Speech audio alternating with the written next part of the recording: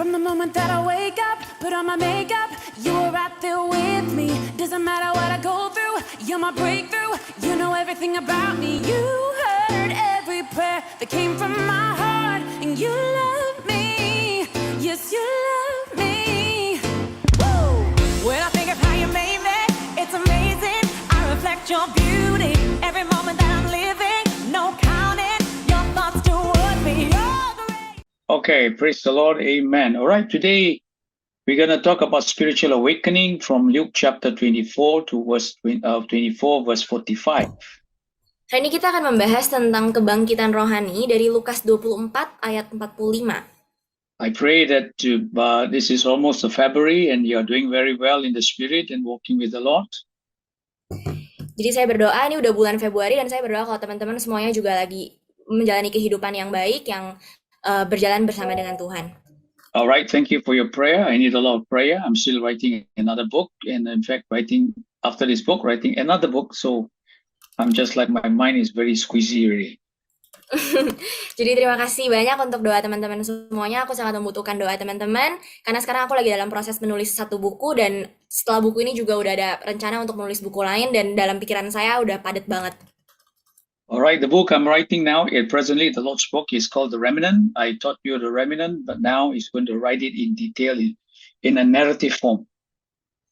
Jadi buku saya itu judulnya The Remnant, yaitu sisa, dan Tuhan secara spesifik ngomong itu sama saya.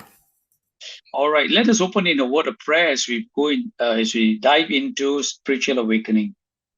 Jadi mari kita sama-sama bersatu dalam doa dulu sebelum kita sama-sama membahas tentang kebangkitan rohani. Yes, Father, we want to thank you today in the name of Jesus. Bapak, kami bersyukur untuk di dalam nama Tuhan Yesus. I ask of you for your anointing to be upon my life and also in Carissa as she begins to interpret your word. Bapak berdoa supaya ada pengurapan Tuhan atas saya dan juga Clarissa atau untuk menafsirkan firman-Mu, Bapak. Yes. Father, I pray that through this preaching of your word, you will awaken us, oh God. Bapak, aku berdoa melewati firman malam hari ini, Tuhan boleh membangkitkan setiap roh kami. That this will be our spiritual desire. Biar ini jadi keinginan rohani kami. In Jesus' name we pray. Di dalam nama Tuhan Yesus. Amen. Amin. Amen. Okay, let us consider Luke chapter 24, verse 45. And he opened their understanding that they might comprehend the scripture. Lukas 24 ayat 45 berkata, lalu ia membuka pikiran mereka sehingga mereka mengerti kitab suci. So you find in Luke chapter 24, Jesus opened their heart to reveal the proof of his resurrection. Jadi kita temukan dalam Lukas pasal 24 kalau Yesus membuka mata mereka supaya mereka boleh mengerti bukti dari kebangkitannya Yesus. So his prayer was that the veil would be removed from their eyes and mind, that they might understand the sacred writing points to him. Jadi doa Yesus adalah supaya tudung itu boleh terbuka, supaya mereka boleh terbuka mata dan pikiran dan mereka boleh mengerti rahasia-rahasia yang Yesus punya untuk mereka.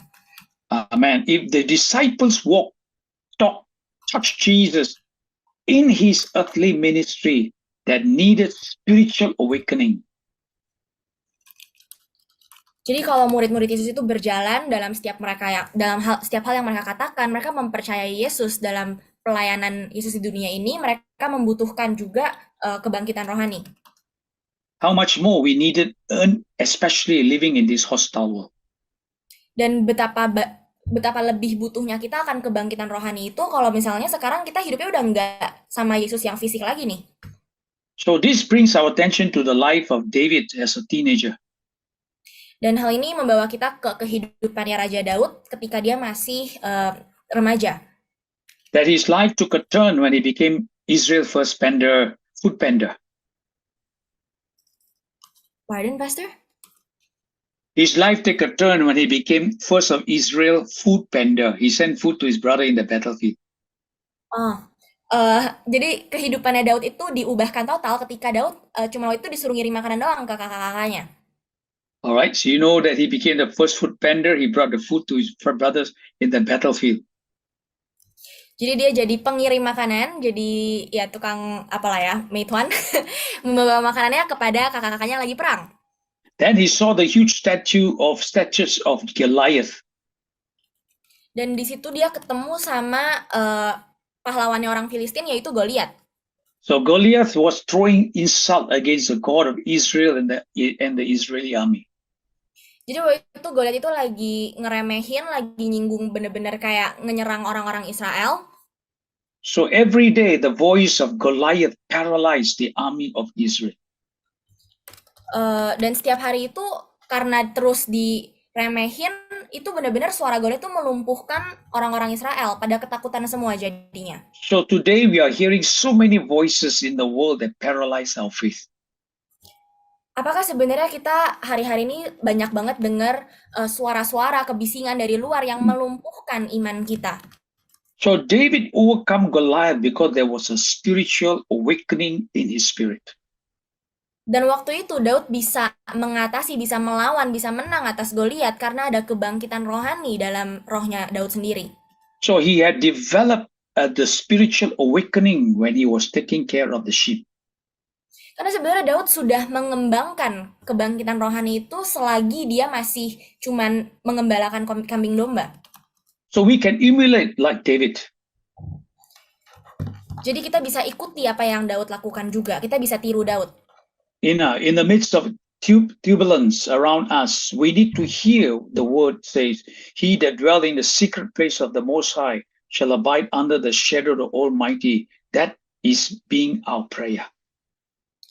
Karena di tengah gejolak di sekitar kita, kita perlu mendengar perkataan Tuhan, yaitu bahwa Dia akan menyerahkan malaikat-malaikatnya untuk mengawasi kita. In the midst of turbulence around us, we need to hear His word say, He will give His angel charge over you.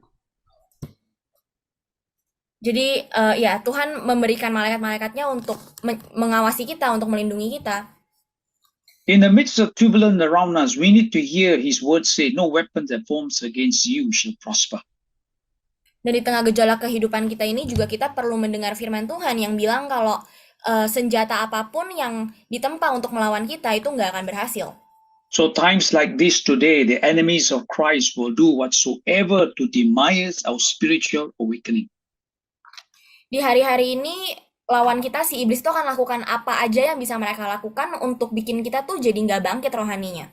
So the enemy knows the power of our ability to see physically and spiritually.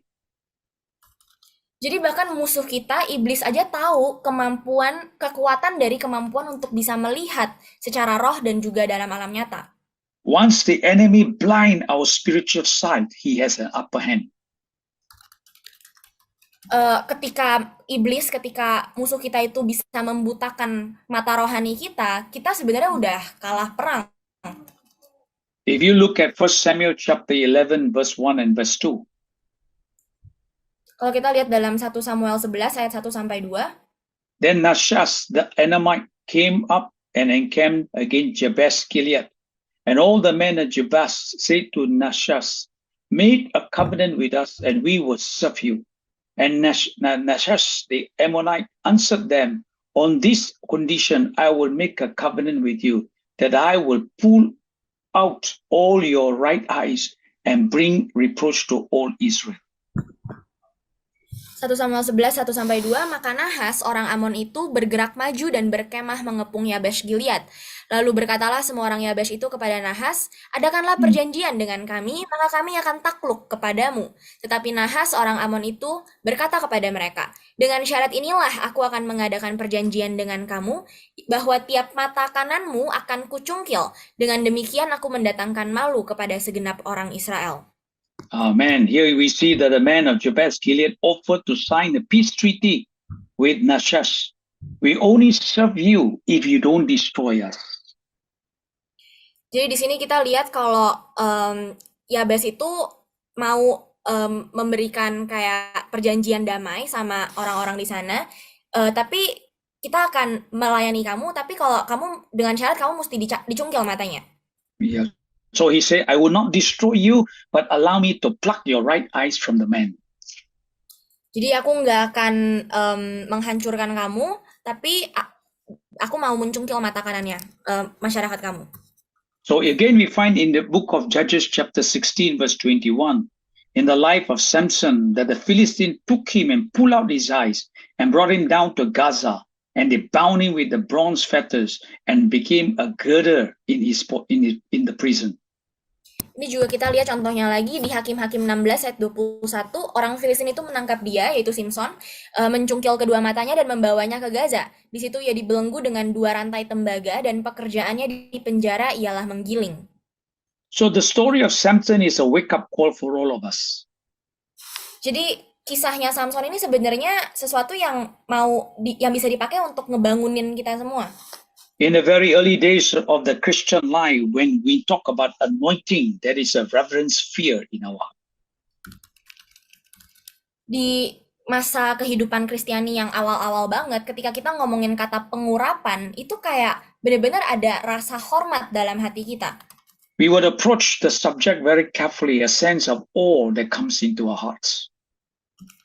Kita akan mendekati topik pengurapan ini dengan sangat hati-hati karena ada perasaan yang begitu kagum dan hormat tentang ini. Fear in our heart that if we do something wrong, we will be stricken by God on the spot. Ada rasa hormat, takut kalau benar-benar kalau kita salah sedikit itu kita akan langsung mati. But today, the concept of anointing is a totally different in my days of growing up in the Christian faith. Tapi hari ini dibandingkan dengan zaman waktu aku masih kecil dulu, konsep pengurapan itu udah benar-benar beda. Today, with the packaging is different. It is all about how your big network is. Bahkan kemasannya udah beda gitu ya. Pengurapan udah bukan soal kayak kagum hormat lagi, tapi seberapa besar, seberapa luas koneksi yang kamu punya. Yeah, your flamboyant lifestyle, your eloquence and your charisma. Gimana kita bisa lancar dalam berbicara, gimana kita berkarisma, itu yang lebih berpengaruh. Because of the person has all that, they think that they have arrived and received from the Lord. Because of the what, Pastor? When people think that they have all the eloquence, they think they arrive and they receive it from the Lord. Oh, ketika orang bisa jago ngomong, mereka pikir kalau mereka dapat itu dari Tuhan. Yeah, so when Jesus was entering Jerusalem, he humbled himself and said to the disciple, there is a donkey in a particular house. Bring that donkey to me because I'm going to ride. Jadi ketika Yesus mau masuk ke Yerusalem, ingat kisahnya waktu itu Yesus merendahkan dirinya, dia bilang sama murid-muridnya, ada keledai, nanti kamu ambil keledai itu karena aku mau naik keledai itu. Okay, the donkey was frowned upon and rejected, but the Lord needed it. Keledai di zaman itu tuh nggak dihargai, nggak disukai, ditolak, tapi Yesus mau pakai itu. So you can say that the donkey is the most anointed donkey because Jesus sat on it. But the point is not the donkey, but it's the one who sits. It's the Lord Jesus. Jadi mungkin kita bisa bilang kalau keledai yang dipakai Yesus itu adalah keledai yang paling diurapi sepanjang sejarah, tapi ya poin utamanya bukan itu, tujuannya adalah yang bikin itu ada pengurapannya adalah karena Yesus yang duduk di situ. So what was Samson's problem? It was compromise. Jadi sebenarnya masalahnya si Samson tuh apa sih? Masalahnya adalah kompromi. Or he lost his spiritual and prophetic vision. Dia kehilangan penglihatan rohani dan penglihatan profetiknya. Then he was captured by the Philistine. The first thing they did to him was they pluck out his eyes. Kemudian Samson ditangkap oleh orang-orang Filistin dan hal pertama yang dilakukan orang-orang Filistin adalah mencungkil matanya. Then he lost his sight. His spiritual sight was lost, and it became a mockery to the enemies. Jadi abis itu Samson kehilangan matanya dan dia jadi ejekan di kalangan musuhnya. Let us consider number one. This now was an introduction. Now we come to number 1 point. Tadi baru pendahuluan, jadi sekarang kita mau masuk ke poin nomor 1. Number 1 point is a spiritual awakening revives biblical truth. Yang pertama, kebangkitan rohani itu menghidupkan kembali kebenaran firman. You can find this in Luke chapter 24, verse 13 to 32. Kita bisa temukan ini dalam Lukas 24 ayat 13 sampai 32. We know the story of the two Emmaus disciples. One was named Cleopas, while the other name, identity, is not known.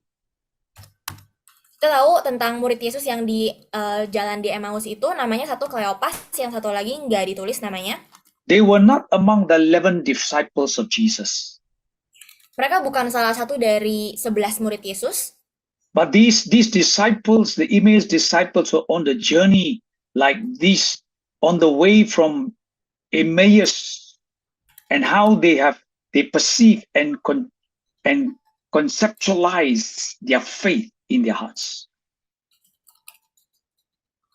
Oke, jadi tapi walaupun mereka bukan bagian dari 11 murid itu, tapi murid-murid ini juga lagi sedang dalam perjalanan dari Emmaus, dan di masa itu juga mereka mungkin sedang membentuk pandangan mereka dan konsep mereka tentang iman mereka sendiri. So we can see these two Emmaus disciples could not recognize, number one, the possibility in verse 16, the possible answer that they were so consumed by their grief and disappointment that they could not recognize Jesus. Jadi dua murid Yesus ini nggak bisa mengenali Yesus ketika ketemu Yesus di tengah jalan. Jawabannya mungkin yang pertama adalah karena mereka terlalu larut dalam kesedihan mereka, dan mereka benar-benar kecewa sekali. And possibly they thought Jesus had to come to save them from the military force of to free them from the Roman rule. So when Jesus died, they lost hope. Dan mereka awalnya mungkin pikir kalau Yesus itu harus datang menyelamatkan mereka dengan kekuatan militer dari kerajaan Romawi gitu ya. Jadi ketika Yesus mati di kayu salib, mereka kehilangan harapan. But again, we see in Mark chapter 16, verse 12, the Bible says, but he appeared another form to the two of them, and they walked and went to the country. The Bible was very silent in the details of the other form. Atau juga dalam Markus 16 ayat 12 dikatakan sesudah itu ia menampakkan diri dalam rupa yang lain kepada dua orang dari mereka ketika keduanya dalam perjalanan keluar kota. Tapi sebenarnya Alkitab nggak memberikan rincian yang jelas dalam bentuk lain. But then in verse 18, the Bible said, then one of those name was Cleopas answered and said to him, are you the only stranger in Jerusalem, and have you not known the things that happened there in these days? Lalu orang yang bernama Kleopas itu menjawab dan berkata kepadanya, apakah kamu satu-satunya orang asing di Yerusalem, dan tidakkah kamu mengetahui apa yang terjadi di sana pada hari-hari ini? Dan dia berkata kepada mereka, hal apa? Yeah, then 19 he says here, what thing? Why did Jesus say what things? Mungkin kita perlu bertanya ya, kenapa Yesus nanya sama mereka hal apa? The idea is not to assure Jesus or himself. The idea is that Jesus know his ministry, know his message, and know his identity. Tujuannya tuh bukannya sedang meyakinkan Yesus atas dirinya sendiri, tapi the point adalah Tuhan itu udah tahu identitas dirinya sendiri siapa, Tuhan tahu pesan yang dia bawa itu apa. So Jesus wanted them to be spiritually awakened of what happened in Jerusalem. Jadi Yesus mau mereka itu dibangkitkan secara roh supaya mereka bisa mengerti, tahu apa sih yang sebenarnya sedang terjadi di Yerusalem. So if there is a pattern in the life of Jesus as you read the Bible, Jesus always questioned the questioner so that they can see the truthfulness of the question. Kita bisa lihat sebuah pola ya sebenarnya dalam kehidupan Yesus, karena Yesus itu selalu mempertanyakan orang yang bertanya supaya bisa dilihat kejujuran dari sang penanya tersebut. So for example, in Luke chapter 18, good teacher, what must I do to inherit eternal? Jesus replied, why do you call me good? Contoh di Lukas 18 ada yang nanya sama Yesus, guru yang baik, apa yang harus saya lakukan untuk mewarisi kehidupan yang kekal? Dan Yesus bilang, kenapa kamu menyebut aku baik? So it is to open the questioner to his own assumption, or whether he is asking from a place of seeking, from the place of questioning. It brings awareness. Was that a gossip? Was it a hearsay? Or the truth is to be discovered? Jadi hal ini dilakukan untuk membuka si penanya itu terhadap asumsi-asumsinya sendiri. Apakah ia bertanya dari satu tempat jujur yang lagi benar-benar pengen tahu, pengen cari tahu, atau dari pertanyaan itu sendiri itu sebenarnya membawa kesadaran apakah itu sebuah gosip, sebuah desas-desus aja, ataukah benar-benar ada kebenaran yang akan ditemukan. So just like as you read in the Bible, when Jesus connected with the people, he asked a question, he threw a question, and so to awaken them to ask, so that they began to think, hey, this is what the prophet says. Jadi kayak di Alkitab kita bisa lihat juga gimana ketika Yesus terhubung sama orang-orang di Emmaus ini, mereka ngobrol, Yesus tanya sama mereka supaya mereka bisa connect, bisa nyambung, bisa mikir kayak, oh ini loh yang udah ditulis juga dalam kitab para nabi.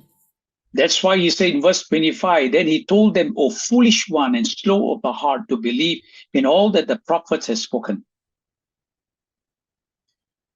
Maka di ayat 25 Yesus juga bilang, kemudian Yesus berkata kepada mereka, hai orang-orang bodoh dan lamban hati untuk percaya pada semua yang disabdakan para nabi. So the word foolish, it was a word of rebuke. Jadi kata bodoh ini adalah kata teguran.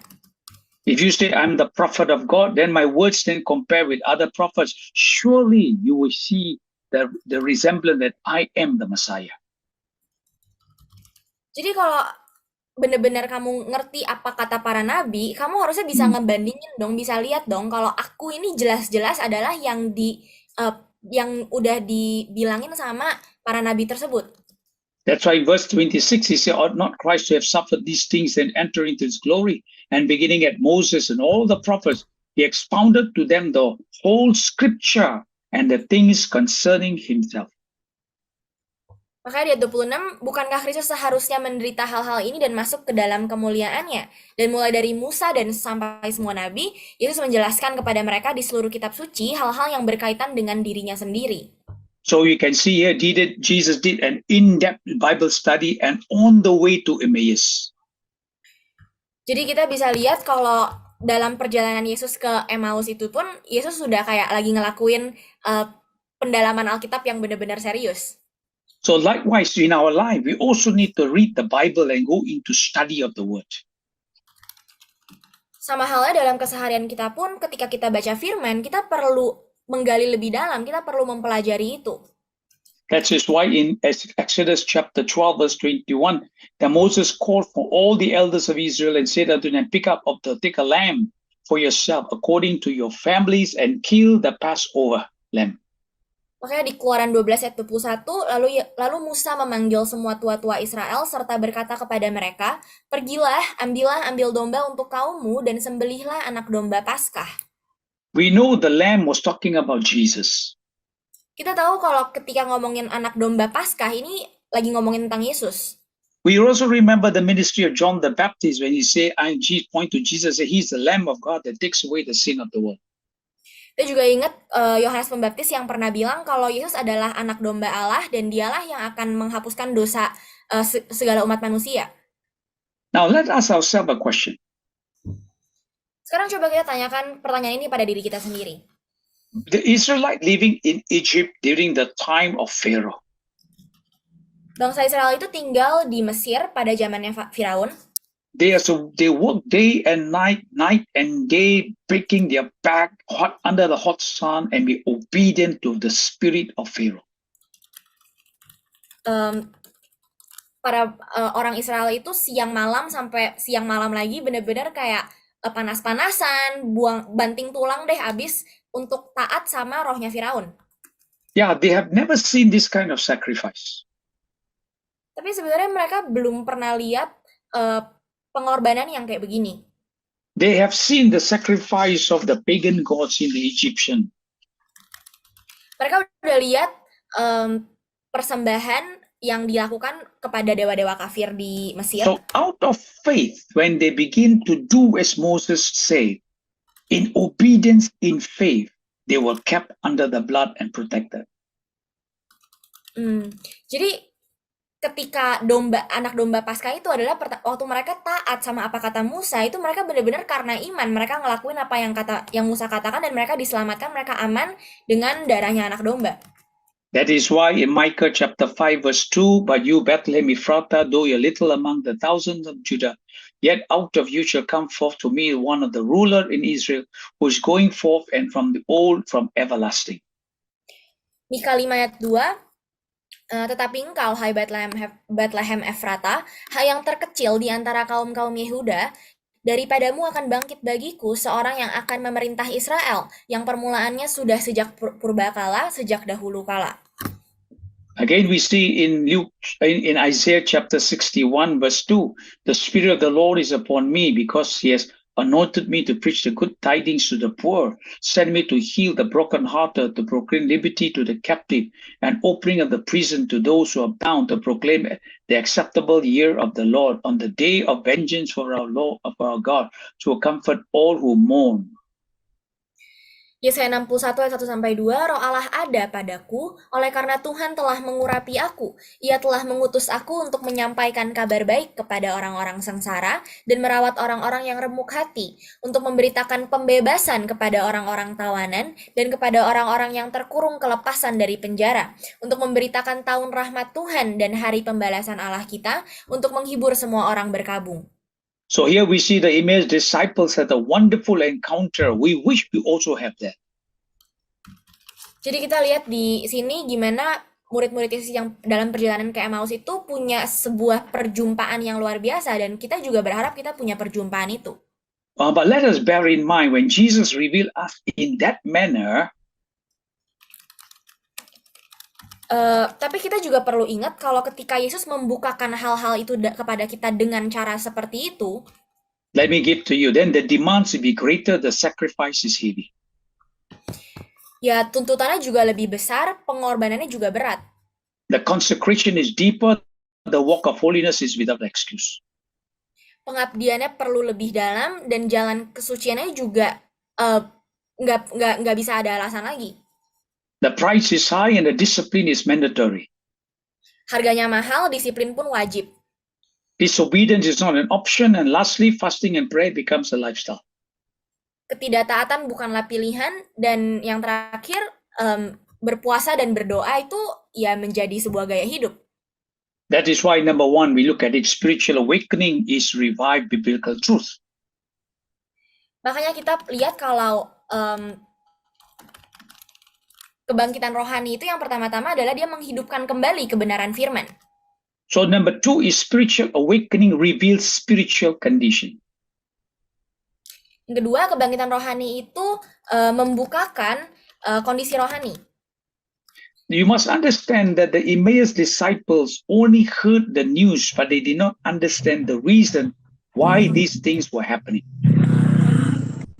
Jadi kita perlu ngerti kalau sebenarnya murid-murid di Emmaus itu cuma dengar beritanya, tapi mereka sebenarnya nggak ngerti kenapa semua hal ini terjadi. So that is why it is so important in our life that we need to understand.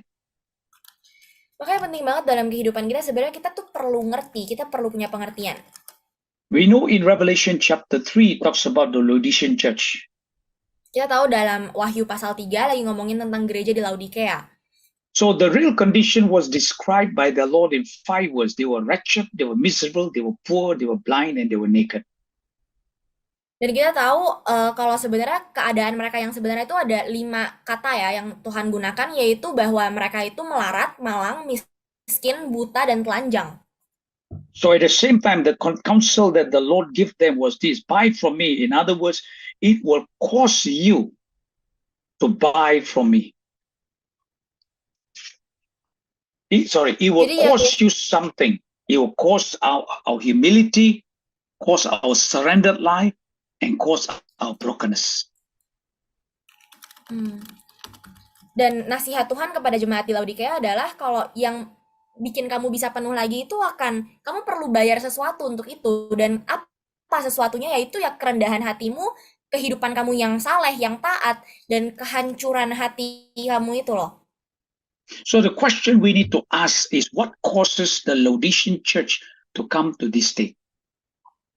Jadi pertanyaan yang perlu kita tanyakan adalah sebenarnya apa sih yang menyebabkan gereja di Laodikea bisa sampai kayak gini?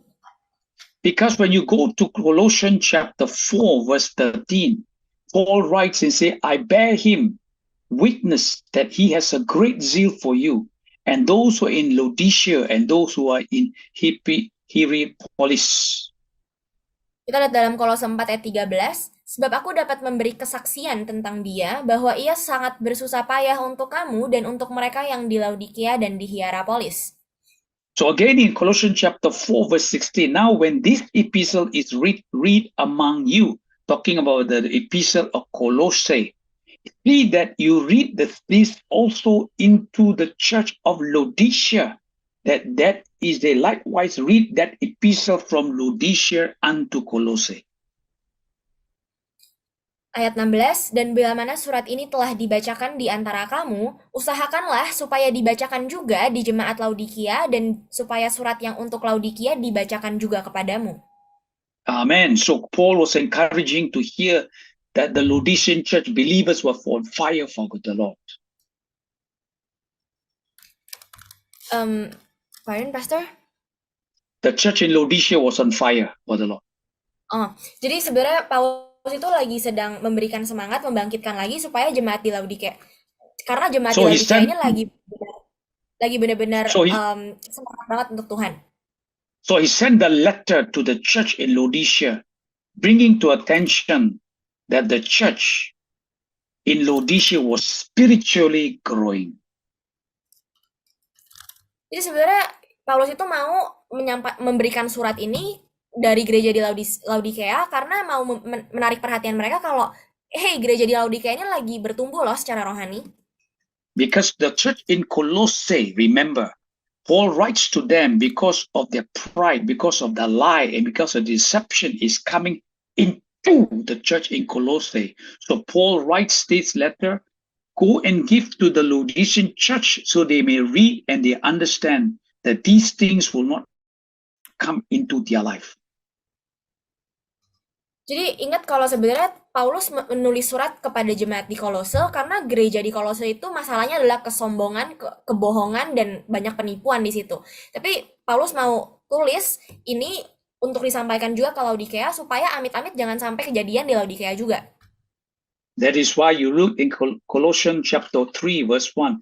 If then you're risen with Christ, seek those things that are above, where Christ is seated on the right hand, and set your mind on things above and not on things on the earth. Kolose 3, 1-2, karena itu kalau kamu dibangkitkan bersama dengan Kristus, carilah perkara yang di atas, di mana Kristus ada, duduk di sebelah kanan Allah. Pikirkanlah perkara yang di atas, bukan yang di bumi.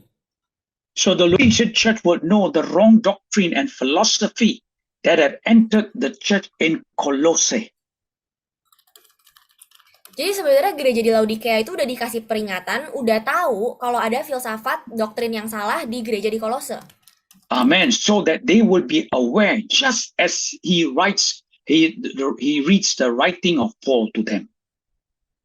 Jadi dengan membaca suratnya Paulus kepada mereka, gereja di Laodikia itu harusnya udah sadar akan hal ini. So many years later, the Laodicean church was living in deception and lie. Tapi kenyataannya adalah bertahun-tahun kemudian, gereja di Laodikia itu sedang hidup dalam kebohongan dan banyak penipuan. Lie because they confess, I have need of nothing. And Jesus rebuked them and commanded them, look unto me, go and buy for yourself such a thing. Kenapa? Karena mereka itu berbohong kalau mereka ngakunya aku nggak butuh apa-apa lagi. Tapi Yesus bilang, Yesus tegur mereka, Yesus perintahkan kepada mereka, lihat kepada aku dan belilah daripada aku. That's why when Jesus began to say in Revelation chapter 3, 14-19, Jesus let them know their true condition in their hearts. Jadi ketika Yesus ngomong sama mereka dalam Wahyu 3 ayat 14-19, Yesus sebenarnya sedang memberitahu kondisi aslinya mereka kepada mereka. So let us not play games. Let us be serious for God. Let us begin to say, Lord, search the condition of BCC. Jadi yuk kita nggak main-main lagi dalam ikut Tuhan, tapi kita serius dan kita bilang sama Tuhan, Tuhan selidiki dong, cari tahu dong apa sih sebenarnya keadaan asli dari BCC Family ini. If you read at Revelation chapter 3 verse 14 to verse 19, you will discover that the spiritual character was tainted by wealth, blessing, prosperity until they were spiritually blind. Dan kalau kita lihat dalam Wahyu pasal 3 ini sebenarnya karakter rohani itu sudah tercemar oleh Yes. kekayaan, oleh kemakmuran yang ada di zaman itu. What causes the Laodicean church to come to this state? Apa sih yang menyebabkan gereja Laodikea bisa sampai ada di titik ini? Bear in mind that Laodicea was a very wealthy city, one of the wealthiest in the region in the day of Paul, in the day of John.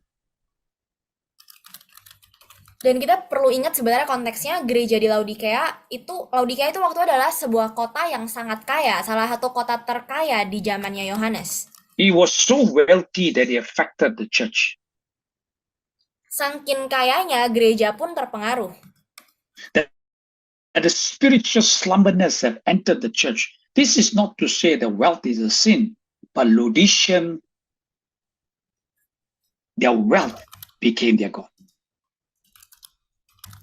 Dan waktu itu kemalasan rohani itu udah masuk ke kehidupan para anak-anak Tuhan. Dan bukan bilang kalau sebenarnya kekayaan itu dosa ya, tapi kekayaan itu waktu itu uang sudah jadi lebih daripada Tuhan bagi orang-orang di Laodikea. And just as I began to see BCC, many of you young adults, youth waiting to work in a marketplace and all this, Ketika aku melihat teman-teman di sini, di BCC banyak anak-anak muda yang udah lagi mempersiapkan diri untuk nanti bentar lagi akan kerja ke dunia luar. I pray that you'll begin to put Jesus first in your life.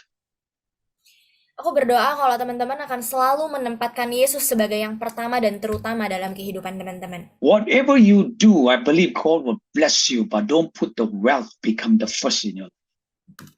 Apapun yang kita kerjakan, aku percaya Tuhan pasti akan berkatin kita. Tapi jangan sampai kita menempatkan kekayaan di posisi sebelum Tuhan. What God bless you, God can also take it away from you. Tuhan yang berkati, Tuhan yang berikan, Tuhan juga bisa aja ambil kembali kapan aja. When you are faithful in paying your tithes, Ketika kita setia membayar perpuluhan, I'm not saying that you got to give me offering. No, I say you have to follow what the Bible say. aku nggak sedang bilang kalau teman-teman harus kasih perpuluhan kepada saya, tapi aku sedang bilang kalau teman-teman harus mengikuti apa yang firman Tuhan katakan. But when you God has blessed you faithfully, you learn to give unto the Lord faithfully. Here, pressed down, shaking, running over upon your life. Ketika kamu memberi kepada Tuhan juga dengan setia, Tuhan juga akan memberkati kamu kok. Keep your heart simple when you learn to serve God. Jaga hati kita tetap murni, tetap sederhana ketika kita mulai melayani Tuhan. That is why in this chapter you find, he said, 3 things that I would ask you to do. Verse 18, I counsel you to buy from me gold refined in the fire, that you may be rich. Makanya Yesus bilang di ayat 18, aku menasihatkan kamu agar membeli dariku emas yang dimurnikan dengan api agar kamu menjadi kaya. Why? Because the Laodicean church prided itself of its financial wealth. Kenapa? Karena gereja di Laodikea itu membanggakan diri mereka sendiri atas kekayaan finansial mereka. It was rich that have acquired wealth and have need of nothing. So that was in their thought. Mereka udah saking kayanya, saking nyamannya, sampai mereka ngerasa mereka udah nggak butuh apa-apa lagi. So the Lord Jesus, risen Christ, advised the Laodicean to buy gold refined in the fire. That means gold tried in the fire stands for faith that is described in 1 Peter chapter 1 verse 7. Jadi Yesus menasihatkan mereka untuk membeli dari Yesus emas yang dimurnikan dengan api. Dan emas yang dimurnikan dengan api ini lagi ngomongin iman sesuai dengan 1 Petrus 1 ayat 7. So wealth can do much, but there is things that it cannot do. Kekayaan itu bisa memberikan, bisa melakukan banyak hal, tapi ada hal-hal yang nggak bisa dilakukan juga oleh kekayaan yang kita punya. It cannot buy happiness, nor give a man health, neither body or mind. Gak bisa beli, uang itu nggak akan pernah bisa beli kebahagiaan, nggak akan bisa beli kesehatan secara tubuh maupun mental. It cannot bring comfort in sorrow, nor fellowship in loneliness. Nggak bisa menghibur dalam kesedihan, nggak bisa bawa persahabatan juga dalam kesepian. If a man has life met with wealth, he is poor indeed. Kalau seseorang cuman punya kekayaan, hanya punya kekayaan, dia adalah orang yang sangat miskin. But when man has Christ first in his life, he may not be the richest person, but he is the most richest person in the sight of God. Tapi ketika seseorang punya Kristus sebagai yang pertama dan terutama dalam kehidupannya, mungkin dia bukan orang paling kaya secara materi, tapi dia adalah orang paling kaya di mata Tuhan. Not only that, he said white garment. White garment, Laodicean was a place, the pride of their clothing trade. Textile. Yesus juga bilang kalau hal yang kedua yang perlu mereka beli adalah pakaian putih. Kenapa? Karena di Laodikia itu mereka juga membanggakan perdagangan tekstil mereka. The garment made in this famous over all they know the world is known in Laodicea. Jadi waktu itu semua pabrik-pabrik tekstil terkenal itu semuanya lagi ada di Laodikia itu. So that's why in Isaiah chapter 61 verse 10 talks about the garment speaks of righteousness. Maka dalam Yesaya 61 ayat 10 dibilangin tentang pakaian itu ngomongin soal kebenaran. And not only that, they talk about eye slave. It is also the place of medical center for eyes. Habis itu ngomongin soal obat mata gitu ya, dan ini adalah sebuah tempat untuk mengobati mata. So the Laodicean city or the church there, the medical school was famous for two products. They're known for the ointment for the ears and ointment for the eyes. Jadi waktu itu di kota di Laodikia itu terkenal untuk dua produk dan salah satunya adalah salep buat mata. So what Jesus saying that you need to have the ointment to open up, illuminate your mind, understanding, perception, insight in God's spiritual condition in your life and in my life. Jadi yang Yesus mau sampaikan kepada mereka adalah kamu tuh perlu salep mata ini supaya mata kamu terbuka, pikiranmu boleh diterangi, supaya kamu boleh paham sebenarnya yang Tuhan lihat itu gimana sih terhadap kamu.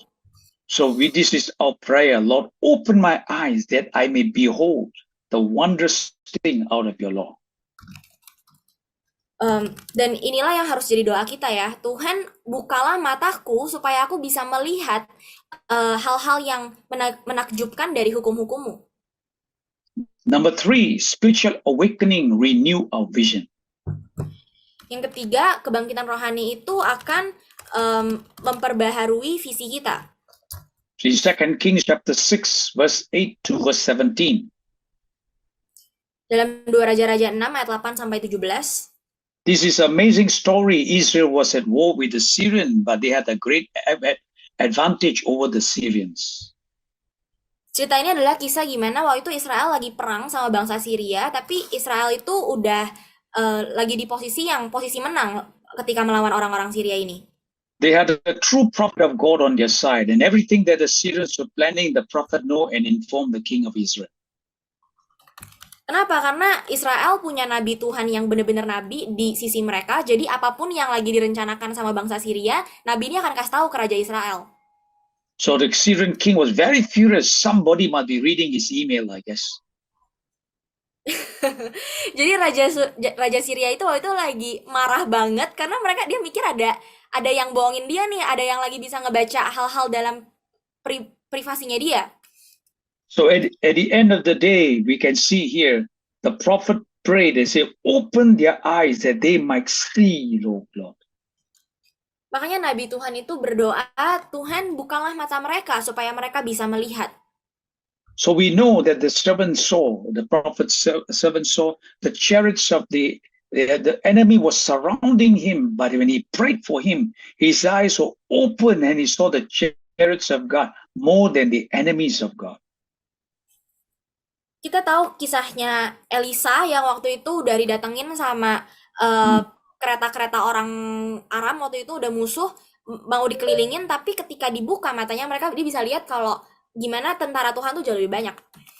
So here we remind ourselves of the man called Simeon in Luke chapter 2. Kita juga mau mengingatkan kita akan kisahnya Simeon dalam Lukas pasal 2. Where the Lord Jesus promised him And he says here, the Lord promised him by the Spirit of God, you will not die until you see the Messiah. Di mana Yesus berjanji sama Simeon kalau kamu nggak akan mati sampai kamu melihat Sang Mesias. When the Lord opened his eyes, he saw the Messiah, and he took the Messiah in his hand, and he said, my eyes have seen the salvation of Israel. Dan ketika Simeon dibuka matanya, dia bisa melihat Mesias, Sang Mesias itu, dia bilang kalau aku sudah melihat Sang Mesias, harapan bangsa Israel. So the question we need to ask, how to renew our vision? Jadi pertanyaan yang perlu kita tanyakan adalah bagaimana caranya kita bisa memperbaharui visi ini. Number one is continue seeking his face. Yang pertama adalah untuk terus memandang wajah Tuhan.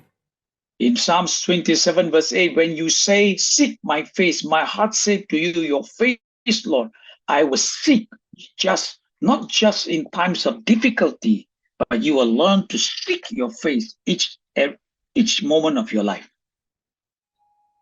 Jadi teruslah mencari wajah Tuhan. Mazmur 27 ayat 8 bilang, saat engkau berkata, carilah wajahku, hatiku berkata kepadamu, wajahmu ya Tuhan akan kucari.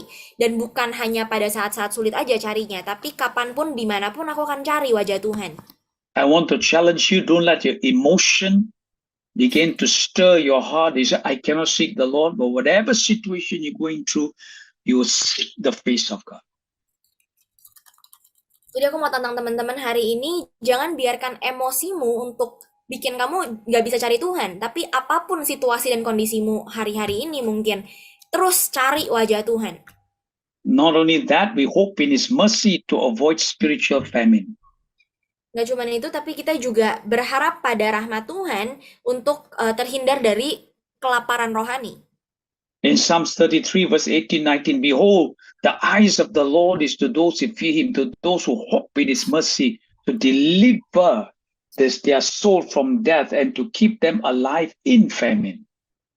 Sesungguhnya mata Tuhan tertuju kepada orang-orang yang takut akan Dia, kepada orang-orang yang berharap kepada rahmat-Nya, untuk melepaskan jiwa mereka dari kematian dan untuk memelihara mereka tetap hidup pada masa kelaparan. So if the Lord's eyes is upon those who fear when we fear him, how much more you and I, we hope every day, Lord, be merciful to me. Jadi kalau mata Tuhan tertuju pada orang-orang yang takut akan Dia, bagaimana dengan kita gitu? Kalau kita tiap hari benar-benar terus cari wajah Tuhan dan berharap akan rahmat-Nya Tuhan.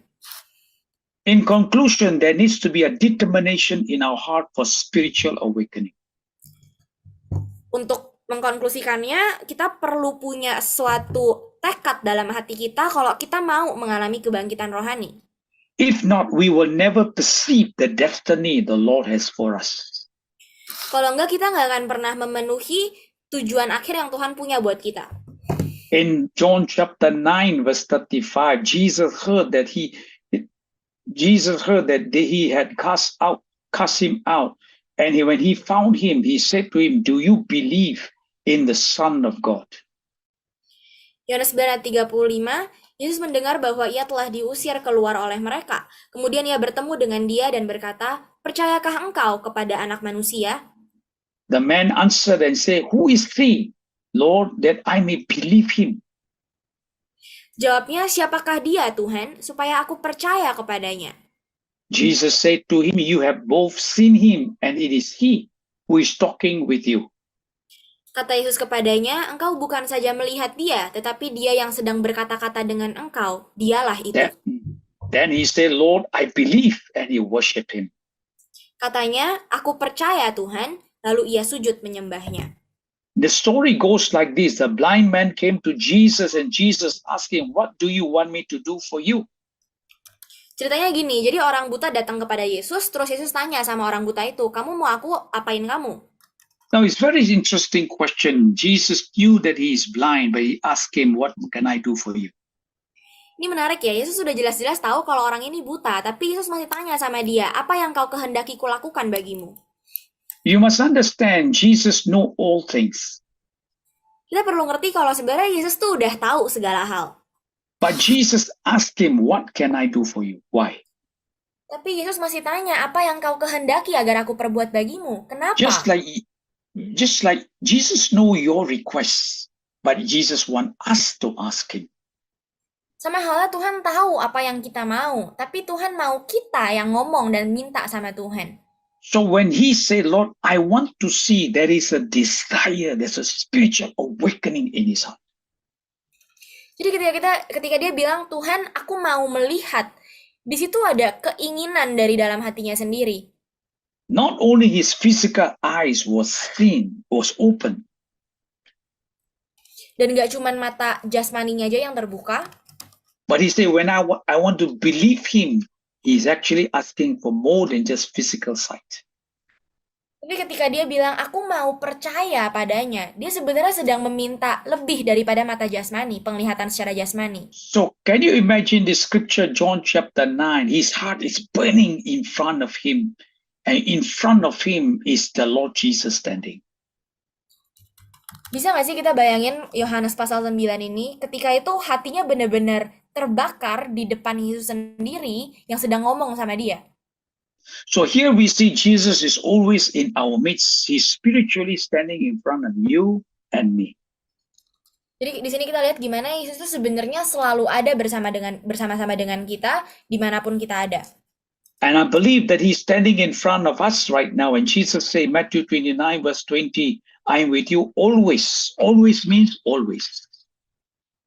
Dan dalam Matius 29 ayat 20 juga Yesus bilang, aku menyertaimu senantiasa. Senantiasa ya berarti selalu, kapanpun, dimanapun.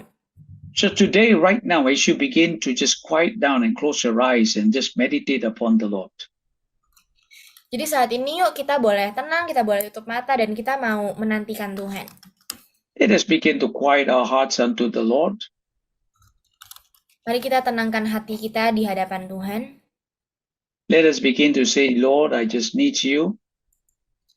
Yuk kita bilang, Tuhan, aku cuma butuh Tuhan. Is that a desire in your heart right now?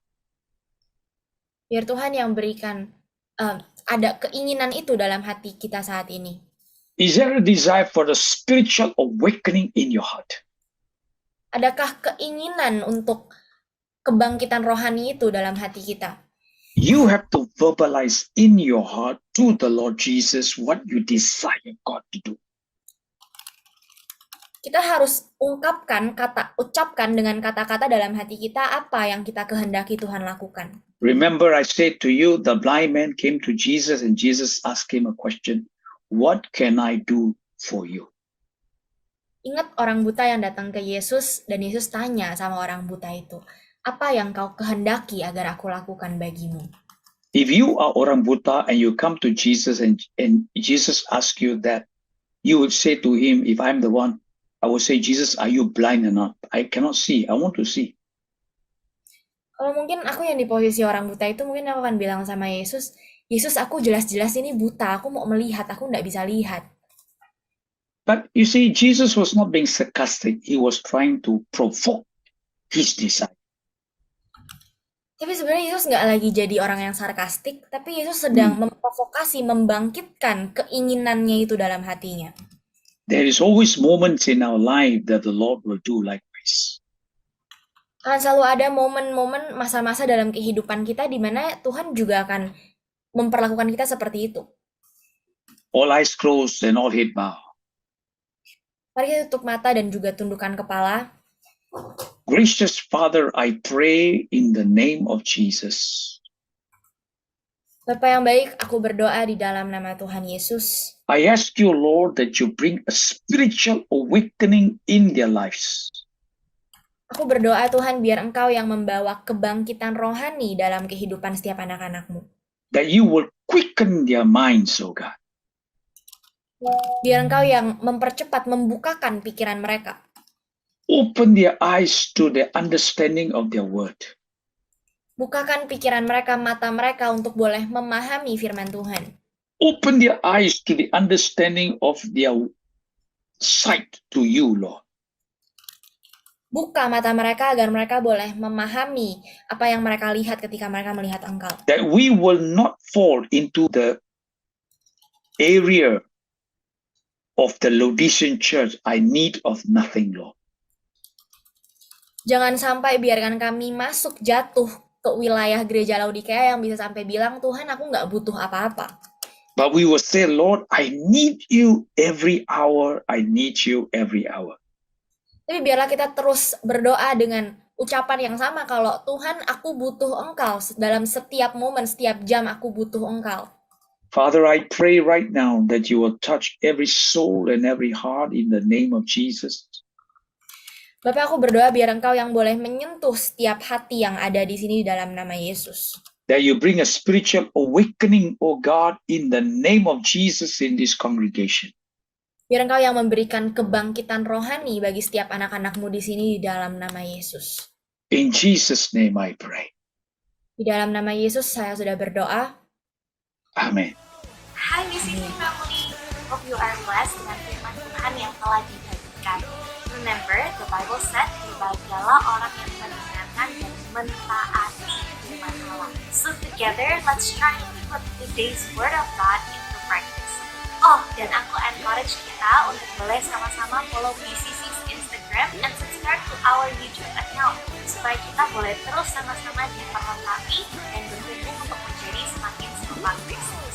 Bagi teman-teman yang membutuhkan dukungan doa, counseling, atau komunitas untuk bertumbuh, you are very welcome to DM us on Instagram atau juga bisa email pada alamat yang tertera. See you soon ya BCC Family.